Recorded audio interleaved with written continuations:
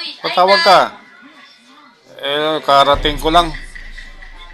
galing po kayo trabaho? Oo, yung init. Kamusta naman trabaho niyo po?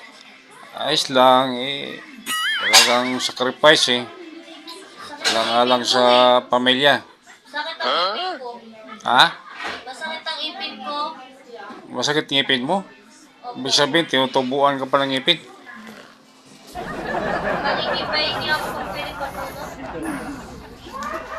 Ay nako, iniisip ko ngayong ating bubong. Wala na bang habagat dyan? Wala na po. 2 linggo lang. Walang Ay, pinag-ipunan ko pa, di ba maraming tulo? Bubong natin. Opo, meron marami. Halos nagamit niya yata yung mga batya. Yung langgana natin, pansahod yan. Opo, lahat ng basta Ginagawa mo. ulan. Yung problema lahat na lang ng bubong na yan, papalitan. Kulorop na lang siguro.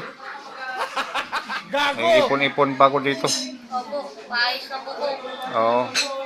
Kung saan pag-aaral mo, kailan pasok mo? Sa 11 pa po, 11. Ay, pagbutihin ha, wala mo ng boyfriend ha. Bawal mo boyfriend, alam mo naman, nagtitiis ako malayo sa inyo. Pagbutihin. Ha? Bakit parang maingay dyan? Meron pong mga tao sa labas.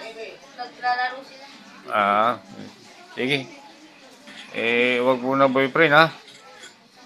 Bawal mo na. Sige po. Alam mo naman yung tatay mo nagtiis dito dahil sa disyerto na lugar. Napakainit. Kulang na dudugo yung ilong mo. Napakainit sa Saudi.